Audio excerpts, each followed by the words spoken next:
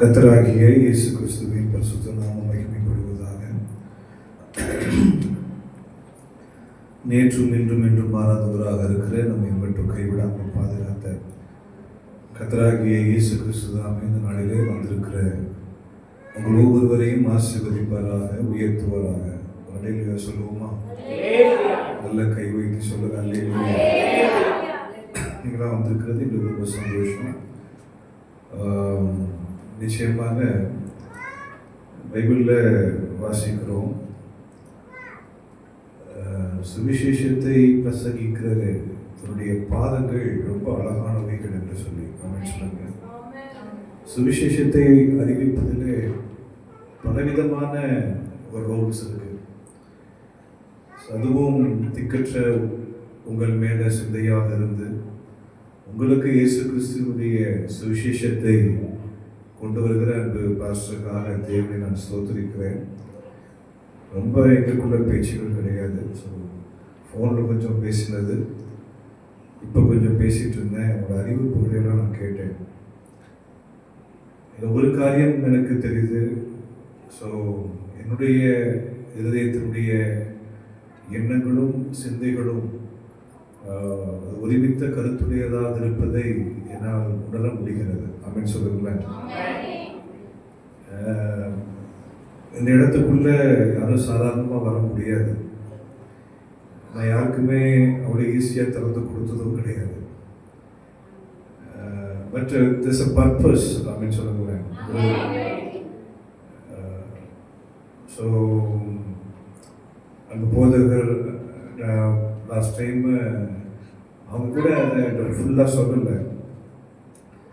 நானே சொன்னேன், இந்த மாதிரி மீட்டிங் நடத்தணும்னா தாராளமாக இங்கே நீங்கள் வாங்க அப்படின்னு சொல்லி கூட இமான் இந்த மீட்டிங் நடத்துறதுக்கு என்று கேட்கும்போது கூட அவங்க இந்த இடத்த வேண்டாம் தான் சொன்னாங்க. முதல்ல இல்லைன்னு மண்டபத்தில் நடத்துவோம், பெருசாக நடத்துவோம், பெருசாக செய்வோம் தான் அண்ணன் சொன்னாங்க.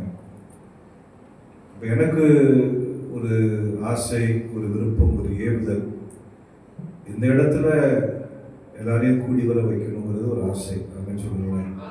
நிறைய காரியத்தை நாங்கள் யோசித்தோம். ஆனால் என்ன சொன்னாங்க, இங்கே எல்லா வசதிகளும் உங்களுக்கு இருக்கு, ஒரு 150 பேர் உட்கார அளவுக்கு இட வசதிகள் இருக்கு, எல்லாமே இருக்கு, சமைச்சு இருக்கு, இங்கே கிச்சன் கூட இருக்கு, இங்கேயே சமைச்சிக்கலாம், எல்லாமே கத்தர்களுக்கு ஆயத்தப்படுத்தி வச்சிருக்கிறாரு. அதுக்கப்புறம் அவங்களும் யோசித்தாங்க, அவங்க அது நல்லது அப்படின்னு சொல்லி இங்கே வந்தாங்க. ஒரு தொடர்பை கத்தர் ஏற்படுத்தி கொடுத்தார். பைபிளில் எனக்கு ஒரு தீராத ஒரு நம்பிக்கை உண்டு. டிவைன் கனெக்ஷன்ஸ் சொல்லுவாங்க. எங்களை போல ஊழியக்காரங்களுக்கு அது ரொம்ப முக்கியம். ஊழியத்தின் பாதைகளை, தெய்வீக தொடர்புகள், ஊழியத்தின் பாதைகளை ஆயிரக்கணக்கான மக்களை, லட்சக்கணக்கான மக்களை நாங்கள் சந்திக்கிறோம். பல நாடுகளிலே சந்திக்கிறோம், பல மாநிலங்களில் சந்திக்கிறோம், பல கூட்டங்களில் சந்திக்கிறோம். எத்தனை ஆயிரக்கணக்கான மக்களை பார்த்தாலும், அதாவது இந்த பாசிங் கிளவுஸ் சொல்லுவாங்க, பார்ப்பாங்க, அவ்வளோதான். அவங்க ஞாபகம் நமக்கு இருக்காது. ஏன்னா நம்ம ஒரு நாளைக்கு ஆயிரக்கணக்கான மக்கள் என்ன செஞ்சுட்டு இருக்கிறோம், பார்த்துக்கிட்டு இருக்கிறோம். பேர் கூட மனசில் என்ன செய்யாது வராதான, அவங்களுக்கு இனி எல்லாருக்கும் போய் தெரியும். ஆமாம். இப்போ என் பையன் கார்னியாவில் படிக்கிறான். அவனுக்கு சந்திக்க, அவனை அட்மிஷனுக்கு நான் போகும்போது அங்கே இருக்கிற எல்லா ஊருக்காரங்களுக்கும் எனக்கு தெரியுது, எல்லா நாட்டுக்காரங்களுக்கும் எனக்கு தெரியுது. நீ காலையில் தான் வந்திருக்கலாம் சொன்னால், ரெடி தப்பவே முடியல, எல்லாரும் உங்களை தான் சொல்கிறாங்க, எல்லாரும் உங்களை தான் கேட்குறாங்க அப்படின்னு. ஆனால் எங்கே எல்லாருக்கும் தெரியும், ஆனால் அவ்வளோ ஈஸியாக யாரும் எங்கிட்ட நெருங்கி வர முடியாது அப்படின்னு சொல்லுங்க. அது ஒருவித பாதுகாப்பும் கூட. அது அது ரொம்ப முக்கியமான ஒரு விஷயம். அது எங்களுக்கு தான் தெரியும். ஆனால் சமீப காலங்களில் நான் பட்டன் கனெக்ட் ஆனது நான் பாஸ்டரோட தான். நான் கூட வீட்டில் போய் சொல்லும்போது கூட, என்ன டக்குன்னு சொல்லிட்டீங்க அப்படின்னு. எனக்கு ஒரு வசனம் ரொம்ப ஆழமான ஒரு வசனம் உண்டு. சிறுமைப்பட்டவன் மேல் சிந்தை உள்ளவன் பாக்கியவான். தீங்கு நாளிலே கர்த்தர் அவனை விடுவிப்பார். ஸோ இது ஒரு ஸ்ட்ராங்கான ஒரு ஒரு வேர்டு எனக்குள்ள உண்டு, ஒரு வசனம் உண்டு. நல்ல பாஸ்டர் கூட சொன்னாங்க, உங்களை பற்றி கேள்விப்பட்டிருக்கேன், நீங்கள் நிறைய செய்வீங்களாமே, ஓசனெல்லாம் சொல்லியிருக்காங்க அப்படின்னு சொன்னாங்க. நான் அவ்வளோலாம் முடிந்ததை செய்கிறேன், அவ்வளோதான் அப்படின்னு சொல்லுவோம். எனக்கு ஒரு பெரிய நிச்சயம் உண்டு. என்னன்னா, ஆண்டவர் என் கையில் என்ன காசு கொடுத்தாலும் அந்த காசு நானும் என் குடும்பமும் சாப்பிட்டு வாழ்வதற்காக அல்ல. உங்களை போன்ற மக்கள் அந்த ஒவ்வொரு காசுலையும் ஒவ்வொரு பணத்திலும் நிறைய பேரை கர்த்தர் எழுதி வச்சிருக்கிறார்.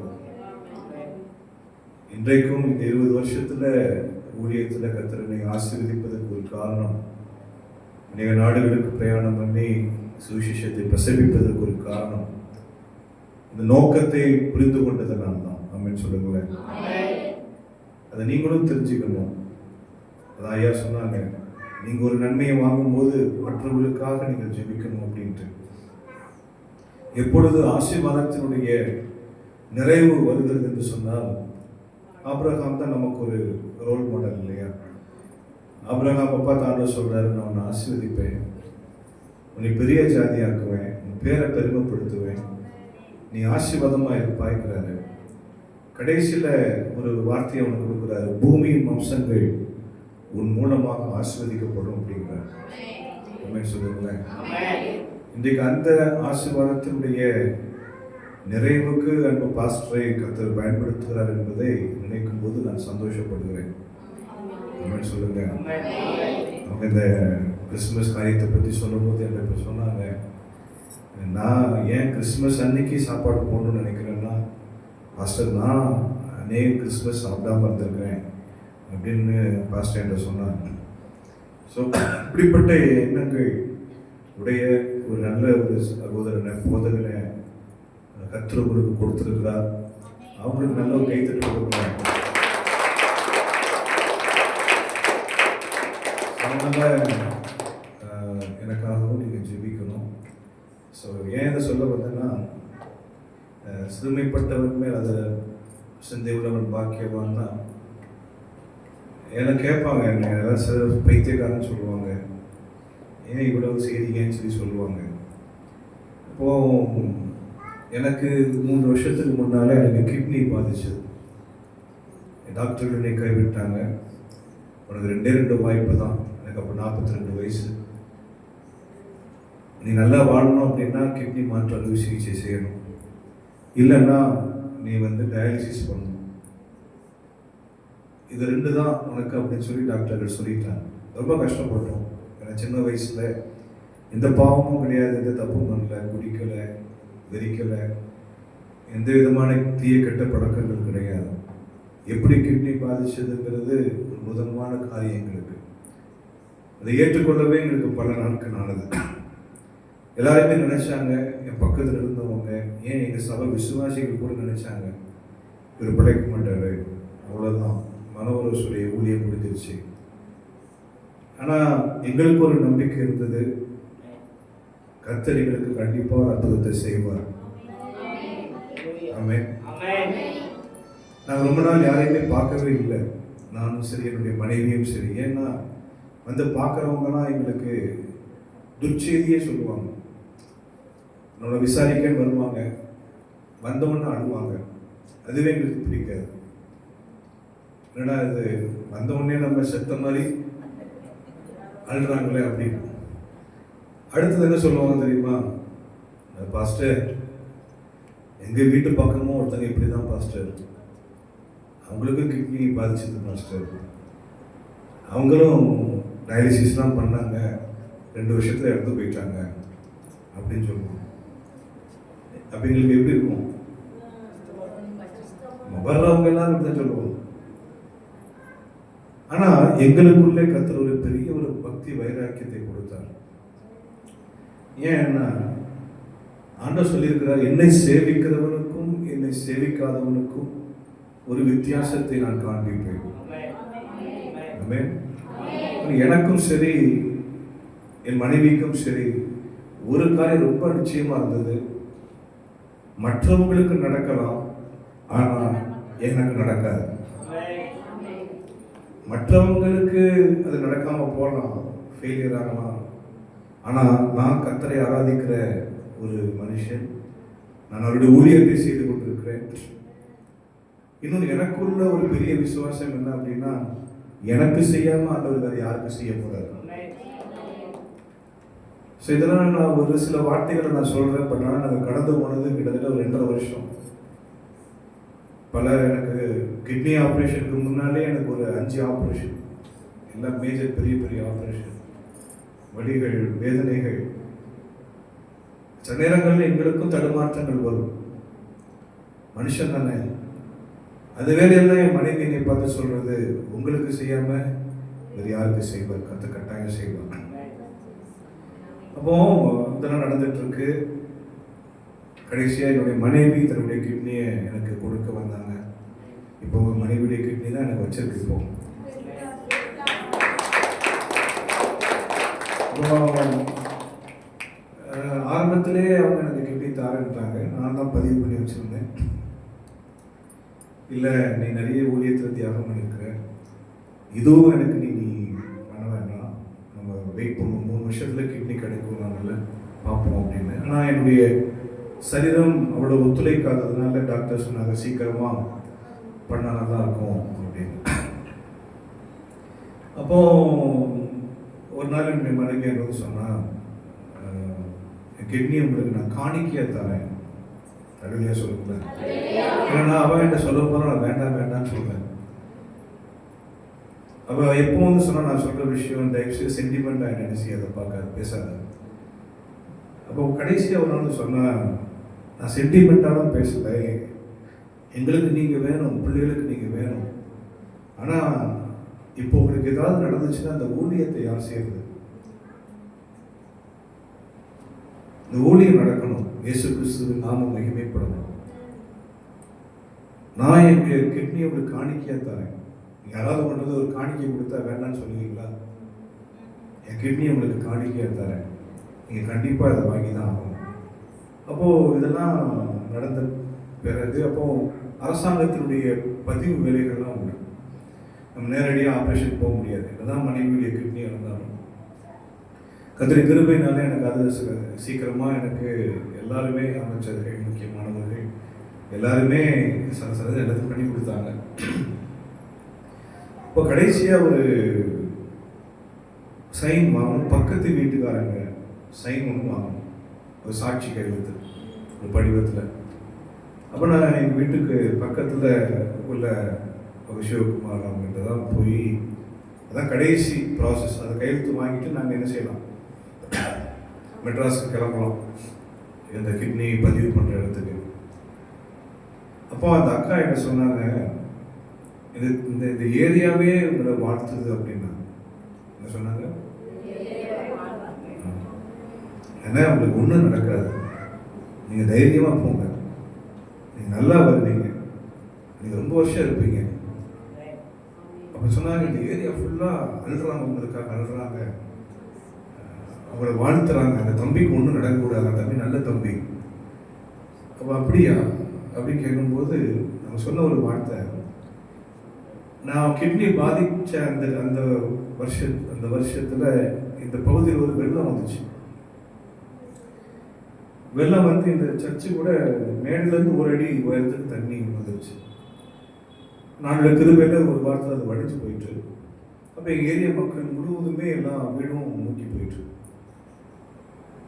அப்போது வந்து எல்லாத்துக்கும் சாப்பாடு ஒழுங்காக வரல. அப்போ எங்களுக்கு 2 நாள் 3 நாளில் எங்களுக்கு வத்துன உடனே கடை க்ளீன் பண்ணிவிட்டு ஆண்டவர் எனக்கு ஏறினாரு, சாப்பாடு போடுவோம் அப்படின்னு. ஏன்னா நம்மளோட கிச்சன் இருக்குது, மக்கள் நல்ல சாப்பாடு சாப்பிடணும் அப்படின்னு சொல்லிட்டு பிரெட்டு பால்லாம் கொடுக்கணும் அப்படின்னு. அப்போது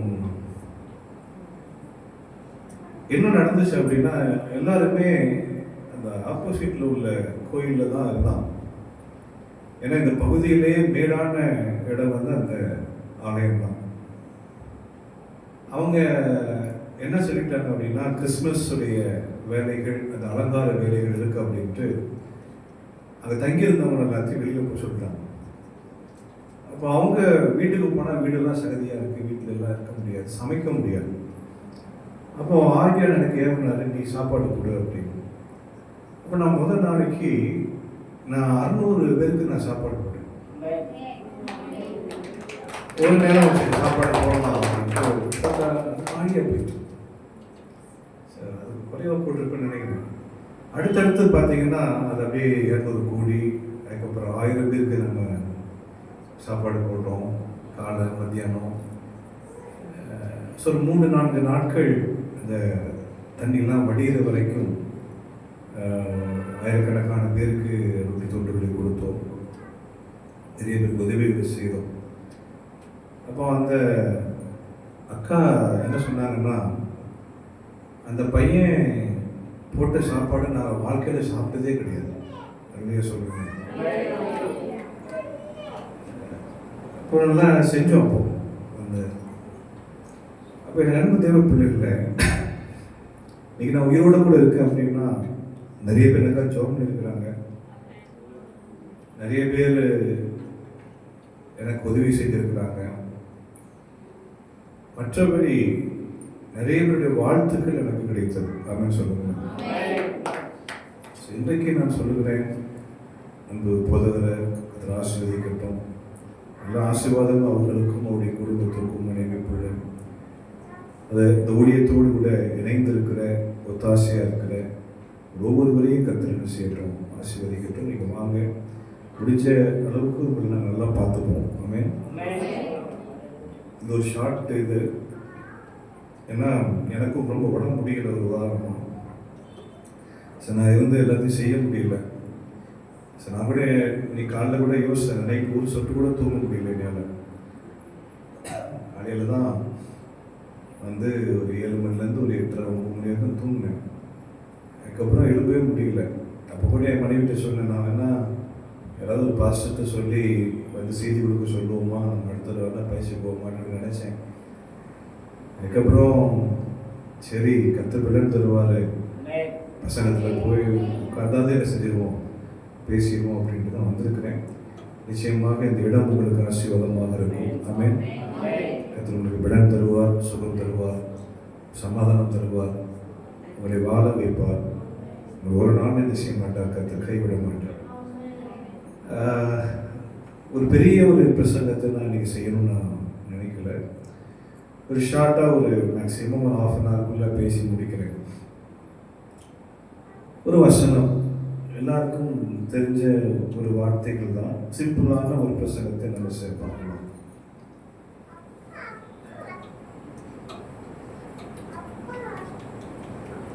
யாத்ராகமம் இது 2ஆம் அதிகாரம் 24-25 வாசிக்கிறீங்களா? தேவன் அவர்கள் பெருமூச்சை கேட்டு தாம் ஆபிரகாமோடும் ஈசாக்கோடும் யாக்கோபோடும் செய்த உடன்படிக்கையை நினைவு கூர்ந்தார். தேவன் இஸ்ரவேல் புத்திரரை கண்ணோக்கினார், தேவன் அவர்களை நினைத்தருளினார்.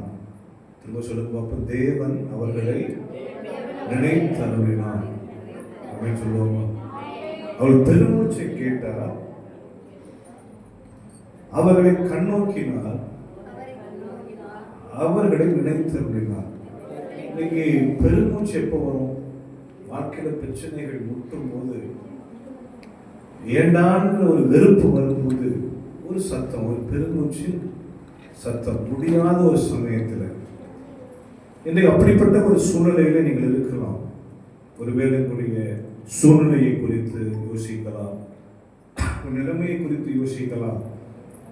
நான் உங்களை பார்த்து சொல்றேன், தேவன் உங்கள் பெருமூச்சை கேட்கிறார்.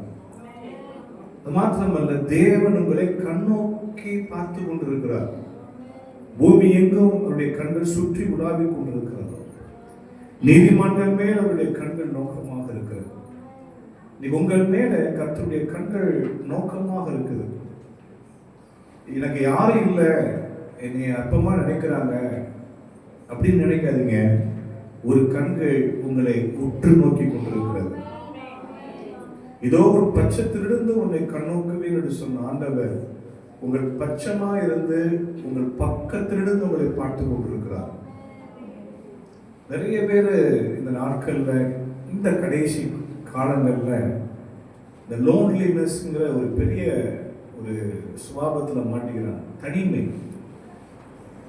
பைபிள்லேயே வசனம் இருக்கு, கடைசி காலத்துல அன்பு தனிந்து போகும். சொந்த வீட்டுக்காரே என்ன செய்ய மாட்டாங்க, நம்மளை மதிக்க மாட்டாங்க. சகோதர அன்பு இருக்காது, அண்ணன் தம்பி பாசம் இருக்காது. இப்படி பைபிளே சொல்லுது.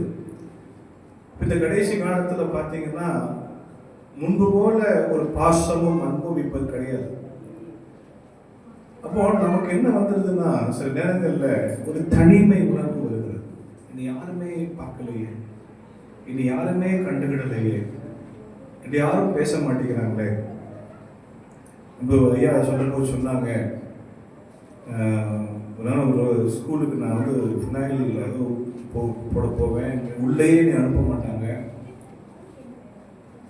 நான் மாற்றுத்திறனாளிங்கிறதுனால என்னை உள்ள விட மாட்டாங்க அப்படின்னு சொன்னாங்க.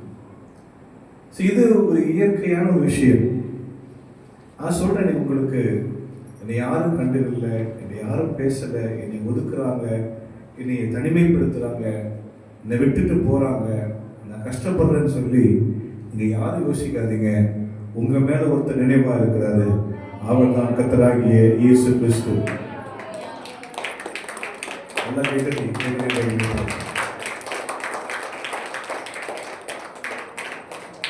என்னுடைய அப்பா சின்ன வயசுலேயே இறந்து போயிட்டார். எனக்கு 11 வயசு இருக்கும் போது எங்கள் அப்பா இறந்துட்டாங்க. என்னுடைய 21 வயசுல என்னுடைய அண்ணன் மனித போனார். 23 வயசுல எங்கள் அம்மா இறந்து போயிட்டாங்க. இப்போ பாருங்களேன், இப்போ வந்து நான் வந்து ரொம்ப பாசத்துக்காக இயங்கின ஒரு ஆள். சின்னதுல அப்பா இல்லையா, அப்பாவுடைய அன்புக்காக இயங்கியிருக்கிறேன். அடுத்து என்னை ஃபுல்லாக வளர்த்து ஆளாக்குனது எங்கள் அம்மா. எங்கள் அம்மாவுடைய பாசத்துக்காக நான் நீங்கி இருக்கிறேன். அதுக்கப்புறம் ஒரு வருஷம் இப்போ இங்கே தான் இங்கே பிள்ளைங்களாம் மாறிட்டேன். ஒரு பழைய வீடு இங்கே நான் தனியாக இருப்பேன். வந்து யாருமே என்னை பார்க்கறதுக்கு இருக்க மாட்டாங்க. இப்படிப்பட்ட சூழ்நிலைகளெல்லாம் நான் கடந்து நான் வந்திருக்கிறேன். அதில் ஊழியத்தில் கர்த்தர் எனக்கு நிறைய தகப்பன்மாரை, நிறைய தாய்மாரை கற்றுக் கொடுத்தார். அங்கே என்ன உலகம் எங்கு நான் போனாலும், எந்த நாட்டுக்கு போனாலும் தந்தையை போல நேசிக்கிற, தாயை போல அன்பு பாராட்டுகிற, எனக்காக எதையும் செய்கிற நிறைய அண்ணன் தம்பிகளை, அக்கா தங்கச்சிகள் எல்லாம் கற்றுக் கொடுத்துருக்கிறார். இருந்தாலும் எனக்கு எங்கள் அப்பாவுடைய பாசம், அப்பாவுடைய பாசத்துக்காக எப்பவுமே அப்பாவுடைய நினைப்பு என்ன செய்யும், அப்பா நினைச்சிட்டு அழுது. இப்போ நான் ஒரு சந்தோஷமா பேசிட்டு இருக்கேன். நான் சொல்றது ஒரு 4 வருஷத்துக்கு முன்னாடி, 5 வருஷத்துக்கு முன்னால நீங்க பார்த்தீங்க அப்படின்னா, என் அப்பா அப்படின்னாலே அழுதுருவேன், அம்மா அப்படின்னாலே அழுதுருவேன். அப்போ இதை ஒரு ஊழியக்காரர் பார்த்துட்டே இருந்தார். அப்போ ஒரு பிரசித்தி பெற்ற ஒரு ஊழியக்காரர், தூத்துக்குடியில் நான் ஒரு ஊழியத்துக்கு அடைச்சிருக்கிறேன். அந்த ஊழியங்களும் நடந்துட்டு இருக்குது. ஊழியம் முடிச்சு நாங்கள் நைட் சாப்பிட உட்காரும்போது சொன்னார், பாஸ்டர் நீங்கள் உங்கள் அப்பாவை நினச்சி ரொம்ப வருத்தப்படுறீங்க. என்ன சொன்னார்? அப்பாவை நினச்சி ரொம்ப என்ன செய்றீங்க, ரொம்ப எமோஷனாகிறீங்க. நான் பார்க்குறேன், நான் உங்களை 10 வருஷமாக என்ன செஞ்சுக்கிட்டு இருக்கேன், பார்த்துட்டு இருக்கிறேன். நீங்கள் எப்போ நானும் என்கிட்ட வந்து அப்பாவை நீங்கள் வந்து ஒரு எப்போ பார்த்தாலும், எத்தனை தடவை உங்களை பார்த்தாலும் ஒரு தடவையாவது அப்பாவை பற்றி என்ன செஞ்சிடுறீங்க, பேசிடுறீங்க. அப்பா மேலே அவ்வளோ ஆசை இருக்கு. அப்போ நான் சொன்னேன், ஆசை இருக்காதா? அப்பா இல்லை, அப்பா இல்லை, உங்களுக்குலாம் அப்பா இருக்காங்க பிரதர், எனக்கு அப்பா இல்லை. அப்போ அந்த ஊழியக்காரர் என்ன சொன்னார் அப்படின்னா, ஃபஸ்ட்டு உங்கள் அப்பா கூட எத்தனை வயசு வரைக்கும் இருந்தாங்க? என்ன சொன்னார் சொல்லுங்க. இப்போ நான் சொன்னேன், எங்கள் அப்பா 11 வயசு வரைக்கும் இருந்தார். 11 வயசுல எனக்கு 11 வயசுல அப்பா இறந்து போயிட்டாங்க. அப்போ அந்த ஊழியக்காரர் சொன்னார், பாருங்க பாஸ்டர், உங்கள் அப்பா உங்கள் கூட எத்தனை வருஷம் இருந்தார்? 11 வருஷம். இப்போ உங்களுக்கு 39 வயசு. சரியா? 11 கழிச்சிருங்க. 28 வருஷம் கூட யார் இருந்தா சொல்லுங்க? உங்க அப்பா அவங்க கூட மனுஷீகரத்துல இருந்தது 11 வயசு தான். அப்போ உங்களுக்கு விவரம் கூட ரொம்ப தெரிஞ்சிருக்காது.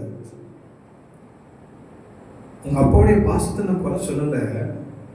ஆனா நீங்க சின்னவனா இருந்து வளர்ந்து வாலிப வயசுக்கு வந்து படித்து கல்லூரி படிப்பை முடிச்சு அதுக்கு ஒரு ஊழியத்துக்கு வந்து உங்களுக்கு வரங்களை கொடுத்து வல்லமையை கொடுத்து உங்களை பயன்படுத்தி இத்தனை நாடுகளுக்கு உங்களை அழைச்சி கொண்டு போனது யாரு? அப்பா கூட இல்லைன்னா அவங்க பக்கத்துல யார் இருக்கா? ஏசப்பா இருக்காரு.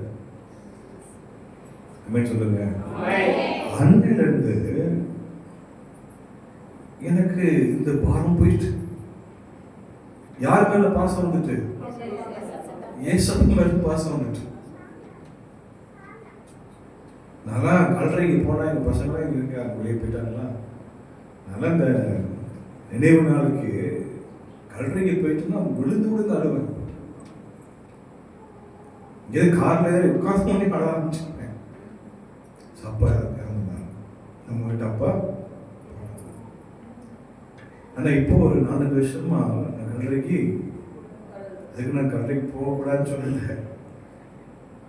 எங்க அண்ணன் கூட கேட்பாரு, என்ன இல்லை விஜயத்தில் அங்கே இருக்கிறேன், இருக்கும்போது வந்து பார்த்துக்கிறேன் அப்படின்னு சொல்லுவேன். நண்பு தேவைப்பட இல்லை. இன்னைக்கு நிறைய பேருக்கு ஏன் சோர்வு அப்படின்னா, இவங்க நம்ம கூட இல்லையே, இவங்க நம்ம கூட பேச மாட்டேங்கிறாங்களே, இவங்க நம்மளை வெறுத்து ஒதுக்கிட்டாங்களே, ஒரே தட்டில் சாப்பிட்டோங்க, இப்போ மூஞ்சி கொடுத்து பார்க்க மாட்டேங்கிறாங்களே. நான் சொல்கிறேன், அதை பற்றி யோசிக்கவே யோசிக்காதீங்க. மனுஷன் மனம் மாறுவான், முகம் மாறுவான், ஆனால் கர்த்தரோ ஒரு நாளும் மாறாதவராக இருக்கிறார். அவர் உங்கள் பட்சத்தில் இருக்கிறார், பக்கத்தில் இருக்கிறார். இதான் தாவீதுடைய பெரிய நம்பிக்கை.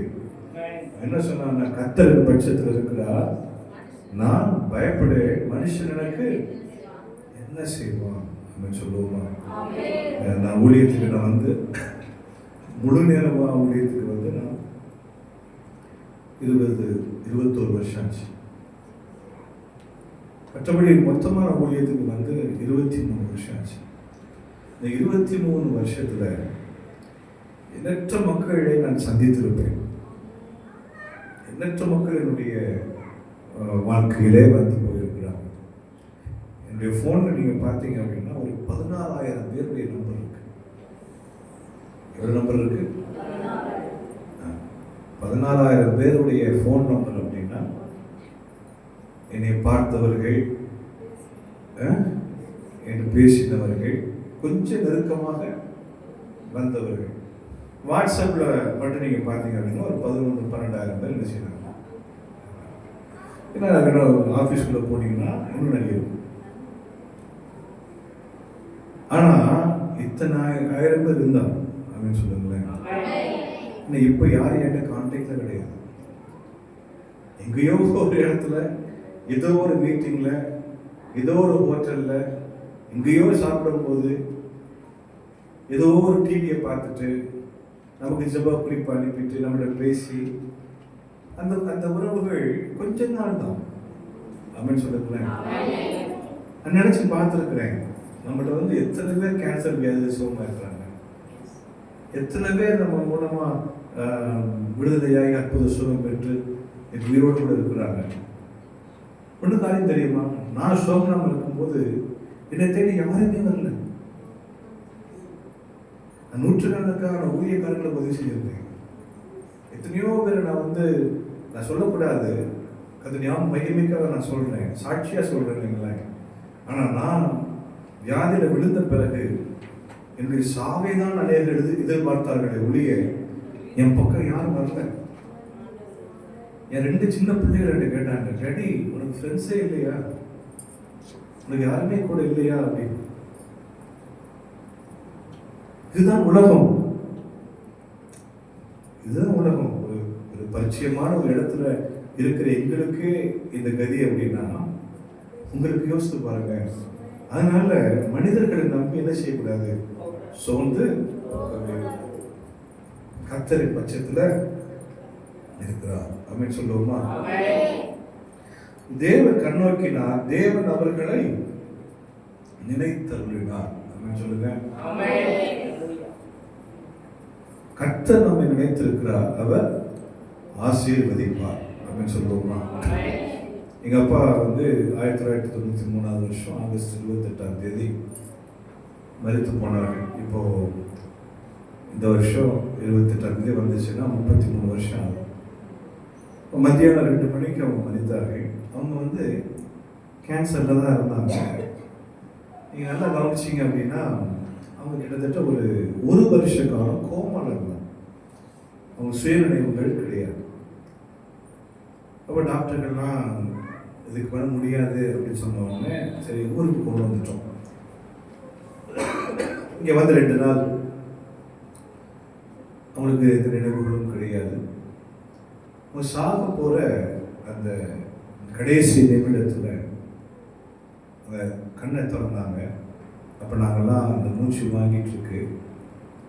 இப்போ நாங்கள்லாம் சுற்றி இந்த படுக்கையை நாங்கள் இருக்கும்போது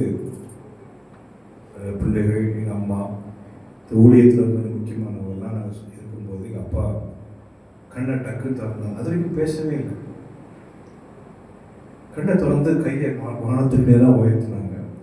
உயர்த்தி சொன்னாங்க, கர்த்தர் நம்மை நினைத்திருக்கிறார், அவர் ஆசீர்வதிப்பார். இந்த வார்த்தையை சொல்லிட்டு கண்ணை மூடிட்டாங்க. எங்கள் அப்பா கடைசியாக பேசின ஒரு வார்த்தை. சரி 33 வருஷம் எங்கள் அப்பா எங்கள் வீட்டுக்கு போனாலும் இந்த வார்த்தை எங்கள் குடும்பத்துக்கு ஒரு பெரிய ஆறுதலான ஒரு வார்த்தை. கர்த்தர் நம்மை நினைத்திருக்கிறார். ஆமென். மற்றவங்க நினைக்காம போகலாம், உதவியை நினைக்காம போகலாம், மறந்துடலாம். ஆனால் இயேசு உங்களை நினைத்திருக்கிறார். உங்கள் ஜெபங்கள் எல்லாவற்றையும் நினைவிலே வைத்திருக்கிறார். ஒன்றையும் செய்ய மாட்டார், மறக்க மாட்டார். உங்கள் கண்ணீர் எல்லாவற்றையும் அவர் தம்முடைய துருத்திகளை கணக்கிலே வைத்திருக்கிறார். எல்லா அக்கௌண்ட்ல இருக்கு. ஒண்ணுமே மிஸ் ஆகாது. எனக்கு ஒன்றும் ஜெபத்துக்கு பதிலே வரலையே, எனக்கு ஒண்ணுமே நடக்கலையே அப்படி நினைக்காதீங்க. கர்த்தர் எல்லா ஜெபத்துக்கும் ஒரு பதிலை வைத்திருக்கிறார். நினைச்சிட்டே இருக்காருங்க. ஆமென் சொல்லுவோமா? அல்லேலூயா. ஷாஜகான் மும்தாஜை பற்றி உங்களுக்கு தெரியும் இல்லையா? என்ன தெரியும்? முகலாய மன்னன். வார்த்தைக்கு அழகா சொல்ற மும்தாஜ் மீது கொண்ட காதல்ல தாஜ்மஹாலை கட்டினார். இன்னைக்கும் உலகத்திலே காதல் சின்னம் என்னது? இங்க நாங்க வாலிப வயசுல ரொம்ப ஃபேமஸ். ஆமா, யாராவது லவ் ப்ரப்போஸ் பண்ணணும்னா ஒரு தாஜ்மஹால் டிசைட் இருப்பாங்க. ஆமா, காதலிக்கு கொண்டு போய் கொடுப்பாங்க. பாருங்க, தாஜ்மஹாலை கட்டிட்டாங்க. இப்போ வருஷங்கள் போகிறது. இந்த சரித்திரம் அவங்களுக்கு சொன்ன நேரம் ஆயிடும். சரியா? அது தெரிஞ்சிருக்கும். இப்போ ஷாஜகானுடைய 3வது மகன் அவுரங்கசீப் என்ன செய்யறான்? மன்னர் ஆகிறதுக்காக என்ன பண்றான்? தன்னுடைய தகப்பனை சிறை வைக்கிறான். அவன் ஆசையை பார்த்தீங்கன்னா ரெண்டு சகோதரர்களையும் அடிச்சு தும்சம் பண்ணிட்டு தன்னுடைய சொந்த தகப்பனையே சிறை வைக்க துணிந்து அவன் எல்லா ஸ்டெப் எடுக்கும் போது ஷாஜகான் சொன்னாராம், என் மகனே அவுரங்கசீப், நீ தாராளமா என்ன செய்யலாம்?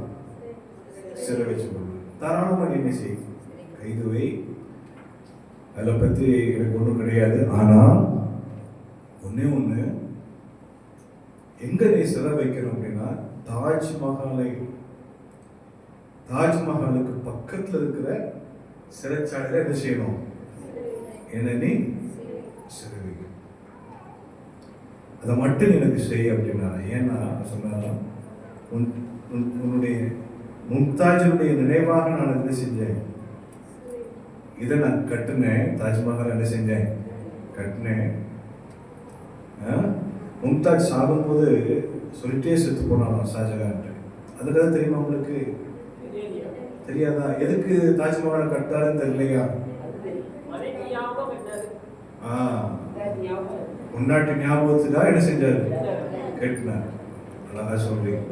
அவர் சாகும்போது மும்தாஜ் ஷாஜகான் கையை பிடிச்சிட்டே கேட்டுதான், என்னைய நீங்க என்ன பண்ணிடாதீங்க, மறந்து போயிடாதீங்க, என்னைய நான் செத்த பிறகு மறந்துடாதீங்க. இந்த வார்த்தைக்காக என்ன செஞ்சாராம்? இந்த தாஜ்மஹாலை கட்டினாராம். அப்போ ஷாஜகான் சொன்னாராம், அவளை நான் சாகிற வரைக்கும் என்ன செய்வேன், நினச்சிக்கிட்டே இருக்கணும், என்னை பக்கத்தில் என்ன பண்ணேன், ஜெயிலில் போய் அப்படின்னா. நான் சொல்ல, சாதாரணமான ஒரு மனுஷன் தன் மனைவிக்கு செய்த சத்தியத்துக்காக இப்படிப்பட்ட ஒரு நடவடிக்கை எடுப்பானா? நம்முடைய தேவன் சர்வ வல்லமை உள்ள தேவன். அவர் உண்மை உள்ளவர். அவரை மாதிரி உண்மை உள்ள தேவன் இந்த உலகத்துல கிடையவே கிடையாது. அவர் ரொம்ப ரொம்ப உண்மை உள்ளவர். அவர் சொல்றாரு, நான் உன்னை என்ன செய்யறேன், நினைத்திருக்கிறேன் அப்படின்னு சொல்லுவோமா? அல்லேலூயா. தேவன் ராகேலை நினைத்தருளினார், ராகேல் கர்ப்பவதியானார். ஆமென். தேவன் அன்னாளை நினைத்தருளி அவளுக்கு பிள்ளையை கொடுத்தார். பைபிள் வாசனம். நிறைய பேரை கத்த நினைத்தருளி அவருக்கு வேண்டியதை கத்த செய்து கொடுத்தார். நான் சொல்றேன், கர்த்தர் உங்கள் தேவைகளை ஆச்சரியமாக சந்திப்பார். ஏன்னா அவர் உங்க மேல நினைவா இருக்கிறார். அப்படின்னு சொல்லுங்க. அல்லேலூயா.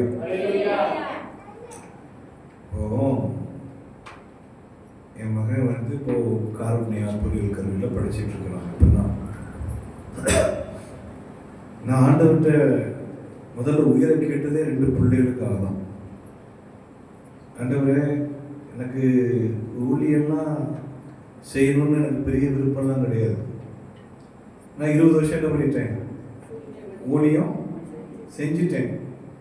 நிறைய நாடுகளுக்கு, 38 நாடுகளுக்கு ஊழியத்துக்கு போயிட்டேன். நிறைய கூட்டங்களை நடத்திட்டேன். ஹோப் டிவி மூலமா லட்சக்கணக்கான மக்களுக்கு சுவிசேஷத்தை அறிவிச்சிட்டேன். ஆண்டவரே, நிறைய செஞ்சுட்டேன். ஆண்டவரே, ஊழியம் செய்யணும்னு இல்லை. அடுத்த ஆண்டு என்ன சொன்னா, ஆண்டவரே நான் அனுபவிக்கலன்னு நான் செய்ய மாட்டேன், சொல்ல மாட்டேன். ஆண்டவரே, சின்ன வயசு 41 வயசுல கிட்னி இப்படி பண்ணிட்டீங்களே, நான் ஒண்ணுமே அனுபவிக்கலையே, இப்படி பண்ணிட்டீங்களே அப்படி நான் சொன்னா நான் தான் பெரிய பொய்யன். பைபிள் வசனம், திருப்தி அடைந்தவன் தேன்கோட்டையும் மிதிப்பான் வசனம். நான் திருப்தி அடைந்தவன் அப்படின்னு சொல்லுங்களேன். இனி பணத்தை காட்டி யாரும் ஏமாத்தவே முடியாது. ஆமா, நான் திருப்தி அடைந்தவன் தேன்கோட்டையும். நான் இன்டர்நேஷனல் ஹோட்டல்ல இருந்து 2 ஸ்டார்ல, 3 ஸ்டார்ல, 5 ஸ்டார்ல, ஏன் 7 ஸ்டார் வரைக்கும் நான் கேட்குறேன். நான் சாப்பிடாத உணவு பதார்த்தங்களே கிடையாது. எல்லா நாட்டு உணவுகளும் என்ன செஞ்சிருக்கிறேன், சாப்பிட்டு திருப்தியா இருக்கிறேன். ஆனால் திருப்தியா வச்சிருந்தேன். ஆண்டவர்கிட்ட, ஆண்டவரே 42 வயசு தான், நான் ஒண்ணுமே என்ன செய்யல, அனுபவிக்கலன்னு சொன்னா நான் பெரிய பாவி. இப்போ நிறைய ஊழியத்தை அதெல்லாம் இல்லை. நான் கேட்டது, ஆண்டவரே 2 பிள்ளைகளுக்கு ஒரு வாழ்க்கையை நான் அமைச்சு கொடுத்துட்டு என்ன செஞ்சிடறேன், நான் வந்துடுறேன். ஏன்னா நான் பிள்ளைகளுக்கு அவ்வளோ ஒன்றுமே செய்யலை அப்படின்னு சொல்லுங்களேன். என் பிள்ளைகள் பாவம், என் மனைவி பாவம். எல்லா ஊழியக்காரங்களுடைய வீடு இப்படிதான். நாங்கள் எல்லாத்துக்கும் செய்வோம், எங்களுக்கு யாரும் செய்ய மாட்டாங்க. அப்போ நான் என் பிள்ளைகளுக்கு ஒன்றும் செய்யலை. அது என் மனைவிக்கு ரொம்ப நான் அவளுக்கு செஞ்சதில்லை. அவள்கிட்ட எல்லாத்தையும் என்ன செஞ்சிருப்பேன், வாங்கியிருப்பேன், ஒன்றுமே செய்யணும். அப்போ எனக்கு ஒரு பெரிய பாரம். ஒரு வேளை எனக்கு ஏதாவது நடந்துச்சுன்னா என் பிள்ளைகளுக்கு யார் இருக்கா? எங்கள் அப்பா நல்ல ஒரு தகப்பனா எனக்கு சொத்து பத்துலாம் என்ன செஞ்சுட்டு வச்சுட்டு போனார். நான் எல்லா சொத்தையும் கற்றுக்காக என்ன செஞ்சுட்டேன், வித்து டிவி ஊழியம் அந்த ஊழியன்னு சொல்லி எல்லாத்தையும் நாசம் பண்ணிட்டேன். இப்போ நான் ஏதாவது எனக்கு ஆச்சுன்னா என் பிள்ளைகளுக்கு நல்ல தரப்படா இருக்க மாட்டேன். ஆண்டு ஒரே ஜபம் தான், ஆண்டவரே என் பிள்ளைகளுக்கு ஒரு நல்ல நிலைமையை கத்துருக்கான், ஜீவனை கொடுத்தார் அப்படின்னு சொல்லுவோமா. இப்போ என் பையன் காலேஜ் சேர்த்துட்டேன்னு வச்சுக்கோங்களேன். அப்போ அவன் 10th படிச்சுட்டு இருந்தான், ப்ளஸ் 1 இருந்தான், 12th முடிச்சான், இப்போ காலேஜுக்கு போயிட்டான். இப்போ அவன் காலேஜுக்கு போயிட்டான், அவன் காலேஜுக்கு போய் சேர்த்தாச்சு. நம்மளால என்ன செய்ய முடியல, அங்கேருந்து வர முடியல. பையனை அடிச்சுதான் பத்தலை. அவன் தயவு செய்து என்ன செய்யுங்க, ஊருக்கு ஹாஸ்டலில் சேர்க்குறேன். நான் சொல்கிறேன், ஹாஸ்டல் ஒரு ரூம் வரைக்கும் என்ன விட்டு போகிறேன், வந்து விட்டுட்டு போகிறேன். நான் சொல்கிறேன், தயவு செய்து என்ன செய்யாதீங்க டேடி, என் பின்னால் வராதிங்க, என்னெல்லாம் அப்பா பிள்ளைன்னு சொல்லிடுவாங்க.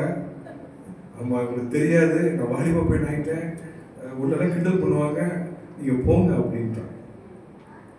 சரி வந்தாச்சு, நம்மளால சும்மா இருக்க முடியுதா அப்படின்னு சொல்லுங்களேன்.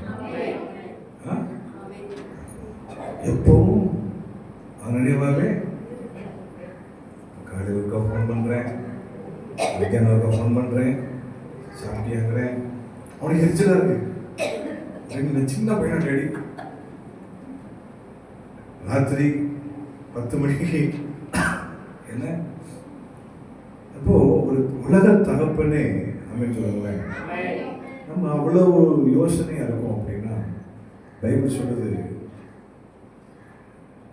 ஒரு அப்பா பிள்ளை மீனை கேட்டா பாம்பை கொடுப்பானா, முட்டையை கேட்டா தேலை கொடுப்பானா, சொல்லுங்க, அப்பத்தை கேட்டா கல்லை கொடுப்பானா, பொல்லாதவர்களாக நீங்களே.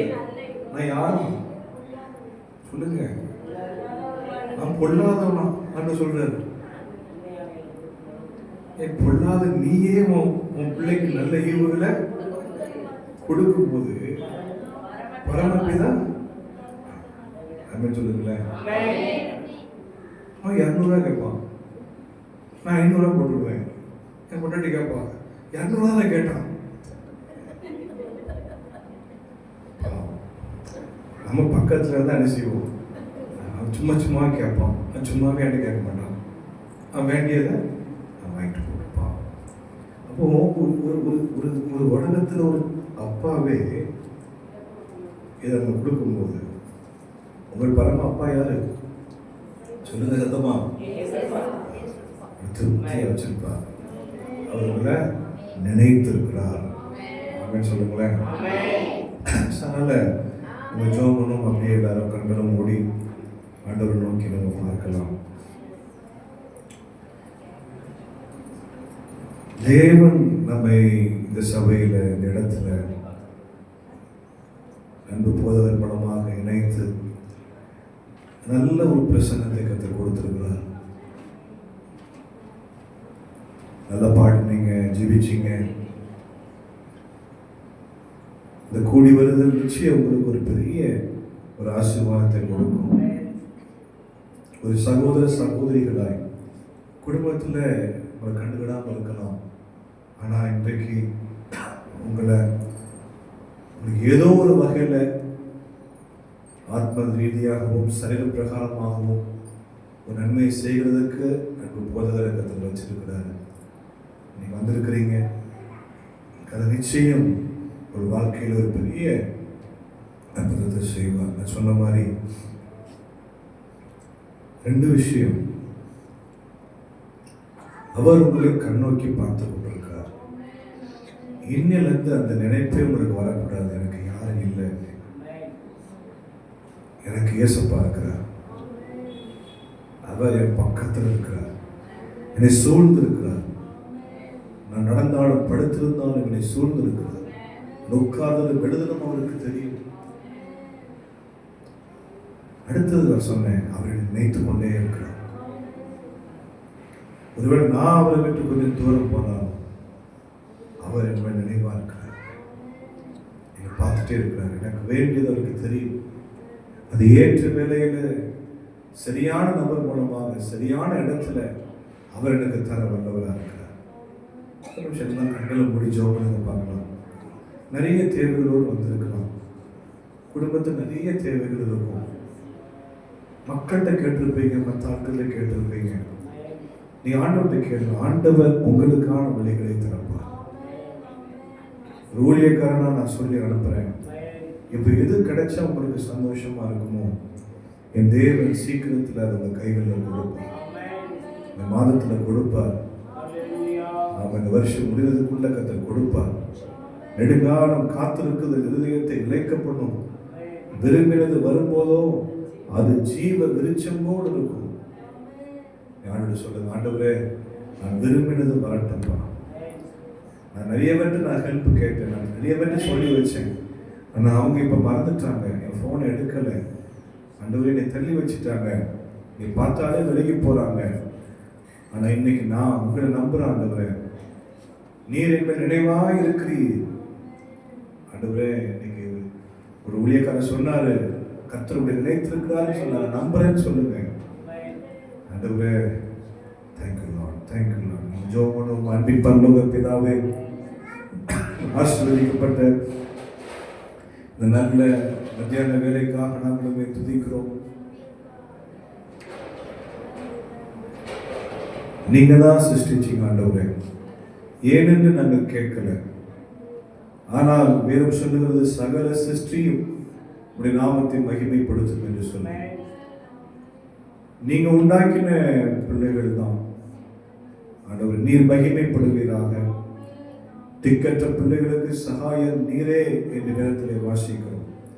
வந்திருக்கிற ஒவ்வொருவருக்கும் நீ சகாயம் செய்யபடியாக நான் ஜெபிக்கிறேன். நீ சகாயம் செய்ய தீவிரிக்கிற தேவன் ஆண்டவரே. இந்த நாள் ஆண்டவரே அவருக்கு தேவையானது இப்ப ரொம்ப அத்தியாவசியமானது வேண்டும் என்று அவர்கள் கேட்டுக்கொண்டிருப்பது தீவிரமாய் சீக்கிரமாய் கைகளில் கிடைக்கும்படியாக நான் ஜெபிக்கிறேன். அந்த லெட்டர்ஸ் வரட்டும், அந்த கடிதங்கள் வரட்டும், அந்த செய்திகள் வரட்டும். அவள் காத்திருக்கிறது எல்லாம் இயேசுவின் நாமத்தில் இனிமையாக முடியும்படியாக நான் ஜெபிக்கிறேன். ஒரு திறந்த வாசல்கள் உண்டாகும்படியாக நான் ஜெபிக்கிறேன். நல்ல பலனை தாங்க, துணையாக இருங்க ஆண்டவரே. பயப்படாதே, உன் வலதையை பிடித்து உனக்கு துணை நிற்கிறேன் என்று சொன்ன ஆண்டவர் துணை செய்யும்படியாக நான் ஜெபிக்கிறேன். ஆண்டவரே இந்த ஊழியத்தை முன்னின்று நடத்துகிற நம்ம போதவருக்காக நமக்கு ஸ்தோத்திரம். ஒருவன் தன் முயற்சிகளை மனமகிழ்ச்சியை காண்பது நன்மை என்ற வேத வசனத்தின்படி அவர்களுடைய எல்லா முயற்சிகள் மனமகிழ்ச்சியாக முடியும்படியாக நான் ஜெபிக்கிறேன். வருஷத்துல அடுத்தடுத்த மாதங்கள்ல என்னென்ன செய்யணும் ஆண்டவரே, இந்த வருஷத்து இறுதியிலே கிறிஸ்துமஸ்க்கு அவங்க செய்ய வேண்டிய காரியங்கள் எல்லாம் ஒன்றும் குறைவில்லாமல் நினைப்பதற்கும் ஜெபிப்பதற்கும் அதிகமாக செய்கிற தெய்வன் அதிக ஒரு மகிமையை இந்த கிறிஸ்துமஸ் நாட்களில் வெளிப்படுத்தும்படியாக நான் ஜெபிக்கிறேன். இந்த காருண்யம் அவர்களை பெரியவர்கள் ஆக்கட்டும். மனைவி பிள்ளைக்காக தொடர்ந்து அவர்களுக்கு ஒத்தாசையா இருக்கிற ஒவ்வொரு குடும்பங்களுக்காக நான் ஜெபிக்கிறேன். இப்பொழுதும் இங்கே வந்து சென்றது நல்லது என்று கண்டுகொள்ள உதவி செய்யும். இயேசுவின் நாமத்தில் ஜெபம் கேளும் அன்பின் நல்ல பிதாவே, ஆமென், ஆமென், ஆமென்.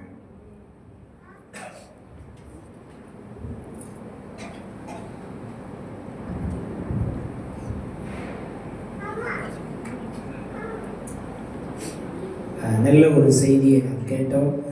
உண்மையிலேயே பாஸ்டர் நமக்கு நல்ல ஒரு சத்தியத்தை கொடுத்திருக்கிறார்கள்.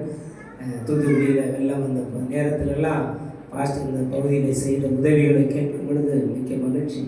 எங்களுக்கு அதில் என்ன சந்தோஷம்னா, அந்த வெள்ளம் வந்த நேரத்தில் வெள்ளம் வந்து அடுத்த நாளே ஆண்டுடைய கிருபையினாலே நம்ம மாற்றுத்திறனாளியாக இருந்தால் கூட 3 நாட்கள் ஒவ்வொரு நாளும் ஒரு 1500 பேருக்கு உணவுகளை கொண்டு வந்து இந்த பகுதியிலெல்லாம் நம்ம கருணாநிதி இந்த நகர் அந்த ஏரியாக்கள்லாம் நானும் என்னுடைய ஒய்ஃப் பிள்ளை எல்லாருமே அந்த வெள்ளத்தில் இறங்கி என் ஸ்டூடெண்ட் எல்லாம் இணைந்தாங்க, கொடுத்தாங்க 3 நாட்கள்.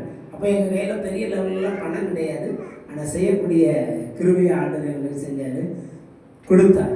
அதுக்கப்புறம் தான் வெள்ளத்தால் பாதிக்கப்பட்ட மாற்றுத்திறனாளிகளுடைய குடும்பத்திற்கு நம்ம அந்த நாளில் உதவி செஞ்சதுனால தொடர்ந்து நம்ம மந்த்லி இந்த கூடுகையை நடத்தணும் அப்படின்னு அப்போ தான் ஆண்டவர் இந்த வாய்ப்பை கொடுத்தார்.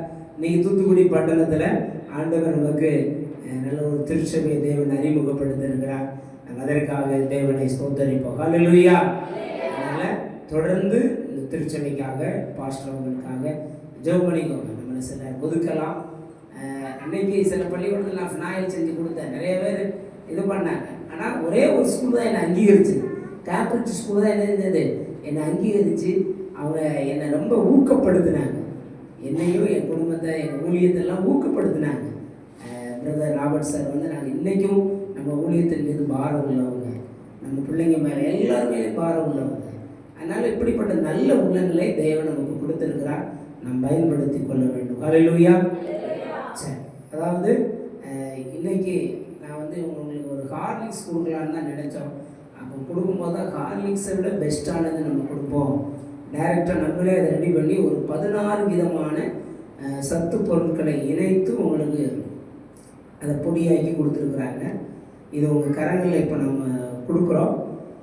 இதை வந்து நீங்கள் எப்படி யூஸ் பண்ணணும் அப்படின்னா, ஒரு டம்ளர் பாலில் சுகர் அது சீனி அல்லது நாட்டு சக்கரை போட்டு 1 ஸ்பூன் தான் எடுத்து போடணும். இந்த பொடி என்ன செய்யணும், 1 ஸ்பூன் தான் போடணும். நிறையா போட்டிங்கன்னா அது கரையாது.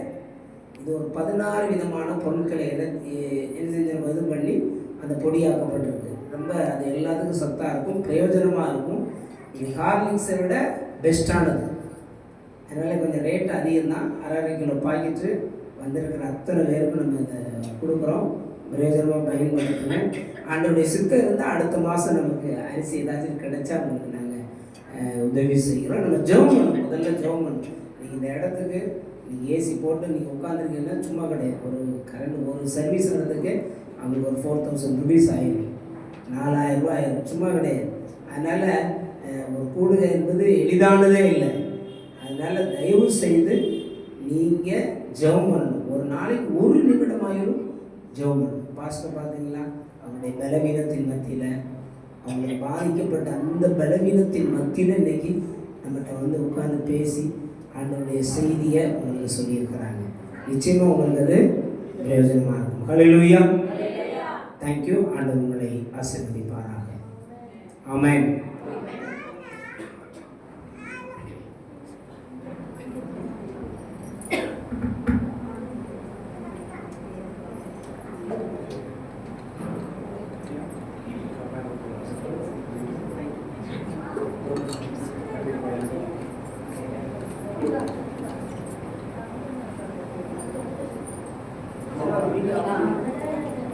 ஜனம் வீடியோ ஆஃப்